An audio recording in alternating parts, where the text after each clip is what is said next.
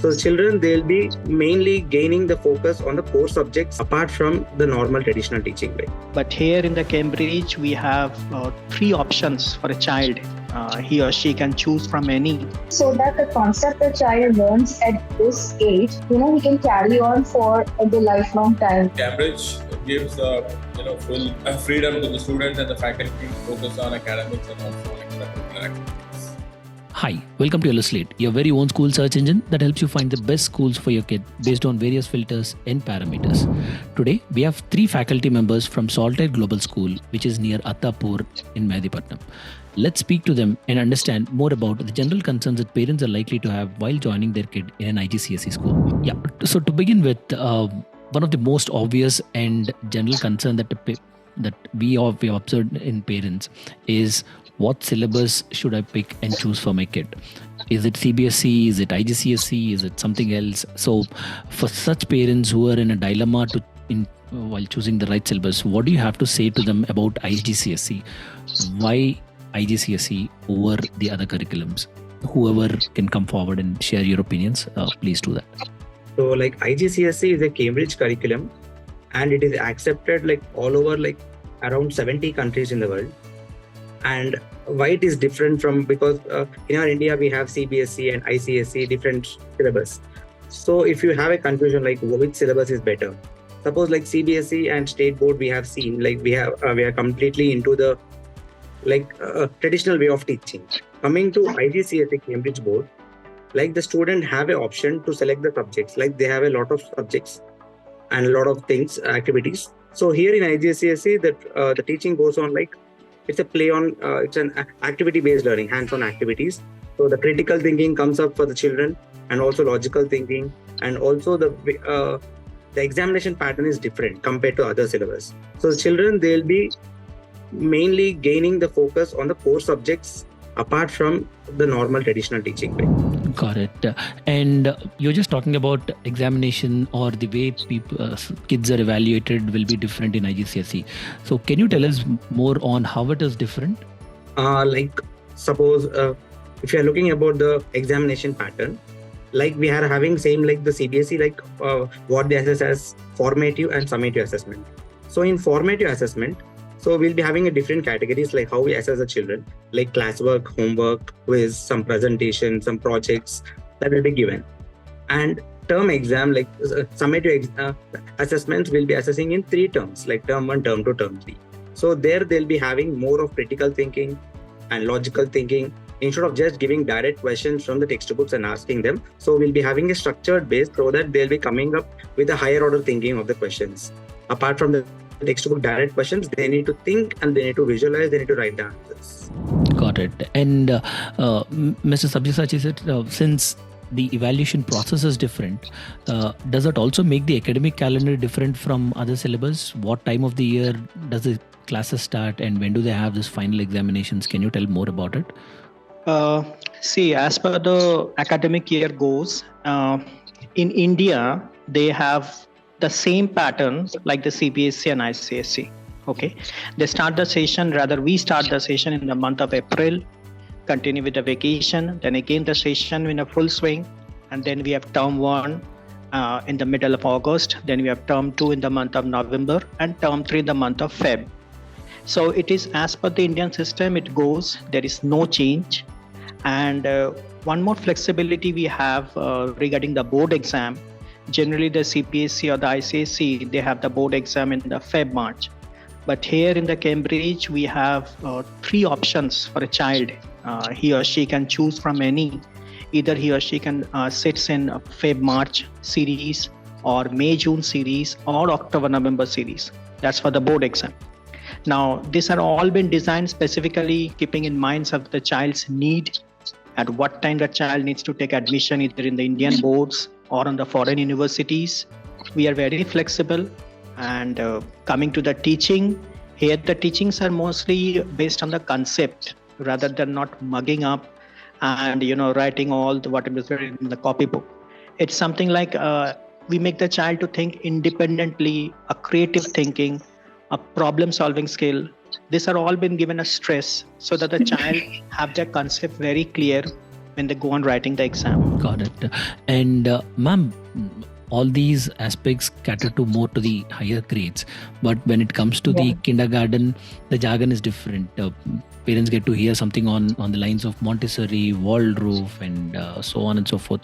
So can you tell what kind of methodology is being followed at Solitaire, and also tell us why it is being followed? We are following the Cambridge curriculum right from early years, which is our pre-primary section. Yes, we keep in mind the Montessori part and the Reggio Emilia course also together. It goes hand in hand. We are also concentrating more on activity-based learning so that the concept the child learns at this age, he can carry on for the lifelong time till the time he keeps moving to the higher grades. So that's what we do. There's a lot of hands-on activities, a lot of things that work on the personality development of the child, because I think 3 to 6 years is the age when you can actually mold a child into the person he or she will be in future. So it is very essential for us not only to take care of the academics, but also the social development of the child. How is he able to speak, the public speaking part, his communication skills, etc. So we start working on all these areas right from early years. Correct. And so in higher grades, generally what sort of subject options do they have to pick after Like from grade 9 onwards. Yeah. Like from grade 9 onwards, we have a subject selection. Like suppose if they want to go into maths stream, they'll be having like maths, physics, chemistry, and bio and ICT.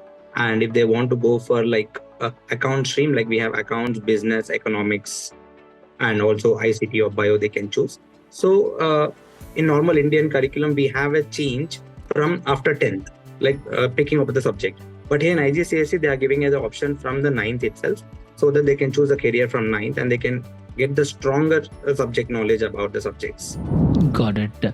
And generally, IGCSE is known for the kind of vast syllabus that it has. And do you think that puts any sort of pressure on students before the examination to cover or to remember whatever they've learned? And how are students prepared during the examinations? See, as far the syllabus is concerned, it is not too much putting a pressure on a child. Rather, as we are teaching them from the early years, as they go from the middle school, we teach them how to, think independently, not to rely completely on mugging up system like the other boards. So when a child reaches grade 9, he or she is capable enough to get the concept, whatever he or she has learned over the years, to put it in the papers. It's become very easy for a child not to overburden them, as we are teaching them critical thinking, problem solving skill in the early years as well as in the middle school. So it's been a very good, no much pressure on the child to, score something good. It's been all easygoing process throughout. Got it. And now we have another faculty member from Solitaire Global School. Sir, all this while we have been talking more about the academic orientation and concerns or questions that parents are likely to have on the academic side. But I believe all parents are equally keen about finding the right balance between academic excellence and co-curricular activities. So how do you see that being taken care at Solitaire Global School? And can you tell us how the importance of infrastructure to ensure that that's right balance between academic excellence and co-curricular activities are taken care? So, it's an international school with a beautiful vast campus. We have almost 3-acre campus. So as we focus on academics, at the same time, every day the students have physical education classes in their timetable, accommodated in their timetable. So they do sports every day, including football, basketball, indoor and outdoor activities. So parallelly, we focus both on academics and extracurricular activities. There's a lot of things to do, like as Sabyasachi sir teaches GP, Global Perspective, which is more of a project-based learning. So the students get real-time experience how the business operates in the real world. So Cambridge gives full freedom to the students and the faculty to focus on academics and also on extracurricular activities. Got it. And I'm a little keen to know about a case where if a student is from CBSE till his 5th or 4th standard, how easy or difficult it is going to be for that candidate to merge or get into IGCSE and still get along with other students in terms of learning capabilities. How do you see that situation, and what are your thoughts on that? Like it is not difficult when any student coming from other boards into Cambridge, because the content of the syllabus will be almost the same. The way they learn in that board and the way we teach, it will be a little bit of different. It's not difficult, it's a different thing. So the students can easily merge into this. So when they come here, so they learn to enjoy here the concept, because instead of by-hearting or mugging, they will learn the concept by themselves by doing a lot of hands-on activities. The projects will be having in most of the subjects like GP, science and ICT, they'll be having a lot of projects. So when the kids come to do hands-on activities, they learn more and they enjoy the subject in learning the subject. So when they come from other boards, they feel here more comfortable in learning the subject. That's the main thing I can assure that. Got it. And see, this practical implementation of things that you've learned could be very relevant for science and other subjects, but I'm a little curious to know how hands-on experiences activities works for mathematics, especially in the higher standards. So can you, for laymen, make us understand more about what do you mean by hands-on activities in the subject maths? So in hands-on activities in maths, like we'll be having until primary, most of the schools will be having the things. So here in Cambridge, what we do is whatever the syllabus is there, so we have some equipment where we can use those things for the mathematics. Like suppose for an example, lines and angles or trigonometry or geometry is there. So we take them into the ground and we ask them to measure the perimeter of the ground or area of the ground by using some equipment we'll be giving them, so that they can measure the big fields also. And for coming for high school, how to measure the trigonometry, like angles are there, how to find the angles, those kind of things. We'll be having some equipment here, like with the help of GeoBoard and with the help of the charts, and they'll be doing with, those kind of things with the help of the activity, so that they no need to by heart the formula. Suppose for 3D shapes, how to find the volumes, how to find the total surface area. So we have a 3D shapes so that they can keep some sand or water in that. By doing some hands-on activities, they can learn the formulas on their own instead of by hearting those formulas. And also for maths from 9th grade onwards, the calculators are allowed in Cambridge. Okay. So they'll be having two papers, like calculator paper and non-calculator paper. Got it. So the difficult calculations also they can learn instead of by hearting. So they can just simplify it by the help of calculator. Interesting. And ma'am, the toughest phase for any kid is the first 1 week where he comes and joins in a school, the separation anxiety, and he has to get used to the campus and get used to the teachers. So how do you usually deal with the first 1 week, 10 days of a new kid joining the school? Because it certainly will be a new atmosphere for him to get used to. So can you tell more about that? Yeah, absolutely. It is very overwhelming for the students and the parents also, the initial 1 week usually. We are having highly trained teachers. All are trained to take care of such students who are having issues, who are very sensitive, emotional. The teachers out here, especially in early years, are very emotionally supportive and they take care of the child. We try and learn the behavioral pattern of the child in just that few hours that the child is spending with us, like what pacifies the child. We are constantly connected with the parents so that they could also help us know how can we, divert the mind of the student so that he doesn't feel emotionally low.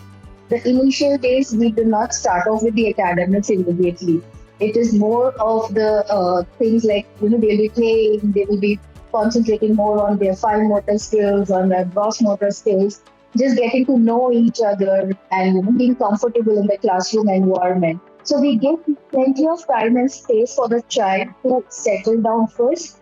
Yes, we also include the parents. They also come and visit us so that, the students feel comfortable with them. Got it. And what are the timings for those young lads coming to the school for the first time? The nursery ones, the initial days, we are having a half day.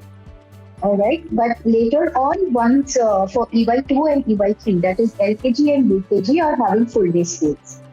Got it. And the school usually starts at 8:30 or when? Around 8:45. Cool. Yeah, we give a little bit of leverage for the young ones because we do understand that, they need some time to get dressed and come back. Got it. And thank you so much, all of you, for coming forward and sharing all these thoughts and opinions. It will be of great help for parents who are looking for good schools, and it will be nice for them to hear all the faculty members even before coming to the campus and evaluating the campus and also the school. Thank you very much on behalf of all those parents, and it will be of mighty help for them. Thank you very much.